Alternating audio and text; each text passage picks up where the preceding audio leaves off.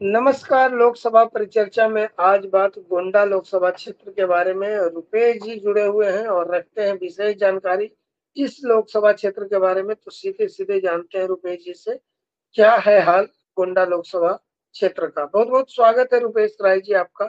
धन्यवाद राजेश जी। और गोंडा लोकसभा के बारे में बता दूं कि यहाँ से पूर्व में अटल बिहारी वाजपेयी जी भी यहाँ से चुनाव लड़ चुके हैं। इसके अलावा और भी बहुत सारे बड़े लोग यहाँ से चुनाव लड़ चुके हैं। और इसमें मैं आपको बताना चाहूँगा, सुचेता कृपलानी भी यहाँ से चुनाव लड़ चुकी हैं और जीत चुकी हैं पूर्व में। फिलहाल हम बात करेंगे 2024 लोकसभा चुनाव के बारे में। और 2024 के जो लोकसभा चुनाव है, उसमें मैं आपको सबसे पहले विधानसभा के परिप्रेक्ष्य में बताना चाहूँगा गोंडा के बारे में।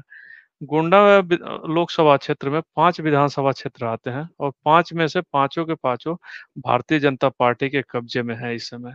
और यहाँ से एक सीट से प्रतीक भूषण सिंह, जो कि चर्चित सांसद बृजभूषण शरण सिंह के बेटे हैं, वो यहाँ से वर्तमान में भी विधायक हैं।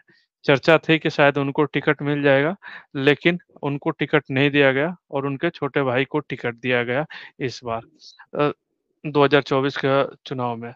वहीं भारतीय समाजवादी पार्टी की तरफ से श्रेया वर्मा को यहाँ से समाजवादी पार्टी ने टिकट दिया है और बहुजन समाजवादी पार्टी ने सौरभ को टिकट दिया है। दो 2019-2014 के लोकसभा चुनाव में यहाँ की क्या स्थिति रही थी?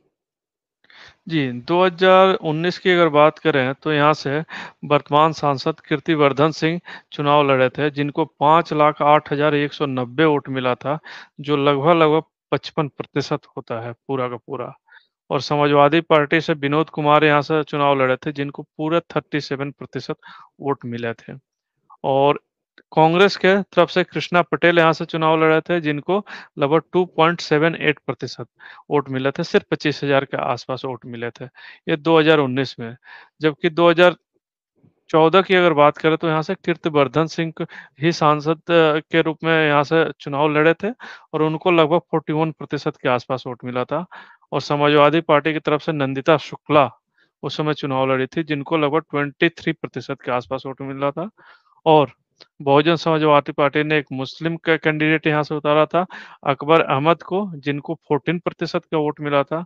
और बेनी प्रसाद वर्मा, जो कांग्रेस के एक कद्दावर नेता और पूर्व केंद्रीय मंत्री रहे थे, वो यहाँ से चुनाव लड़े थे और उनको सिर्फ 11% यहाँ से वोट मिले थे। तो अगर आंकड़ों की हम बात करें राजेश जी, तो पिछले 2014 और 2019 की अगर बात करें और आंकड़ों पर हम विशेष विश्लेषण करें, तो कहीं न कहीं हम ये पाते हैं कि भारतीय जनता पार्टी बहुत आगे है इस आंकड़ों के लिहाज से।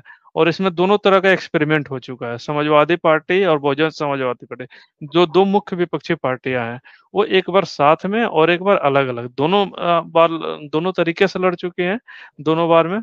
और दोनों बार परिणाम ये हुआ है कि भारतीय जनता पार्टी यहाँ पर जीती है। और अभी जो वर्तमान में यहाँ पर चल रहा है, आप वहाँ के लोकल समाचार पत्रों को देखिएगा, तो इसमें ये माना जा रहा है कि भारतीय जनता पार्टी को कहीं से कोई दिक्कत नहीं है और ये भारतीय जनता पार्टी अपने एक सेफ सीटों में से मानकर चलती है।